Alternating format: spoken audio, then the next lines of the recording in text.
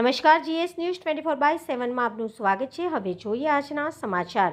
માનવ સેવા charitable trust Gondal દ્વારા આયુર્વેદિક જીવનશૈલી દ્વારા દર મહિને પુષ્ય નક્ષત્ર પર બાળકોની રોગ પ્રતિકારક શક્તિ વધારવા, શારીરિક તથા માનસિક વિકાસમાં વૃદ્ધિ કરવા, રોગો સામે લડવા માટે 3000 વર્ષ જૂનું આયુર્વેદિક રસીકરણ મંત્રોષધિ સુવર્ણપ્રાશન ડ્રોપ્સનો 14 મે મંગળવારે વિનામૂલ્યે કેમ્પ ગોંડલમાં સરકારી બાલ મંદિર તથા સ્કૂલના બાળકો સુવર્ણપ્રાશન ટીપા કેમ્પનું આયોજન કરવામાં આવ્યું હતું। આ કેમ્પમાં 850 બાળકોએ ટીપા વિનામૂલ્યે પીવડાવવામાં આવ્યા હતા। કેમ્પના મુખ્ય આયોજક બંટીભાઈ ભુવા, કિશોરભાઈ ધડુક, વિમલભાઈ મોવલિયા, કાર્તિકભાઈ સાવલિયા, જયંતિભાઈ સેલડિયા, વર્ષાબેન મોઢવાણિયા, રમાબેન કંડોલિયા, અંકિતબેન પટેલ, રિદ્ધિબેન ડાભી વગેરે સભ્યોએ આ સેવા કાર્યમાં સહયોગથી બન્યા હતા।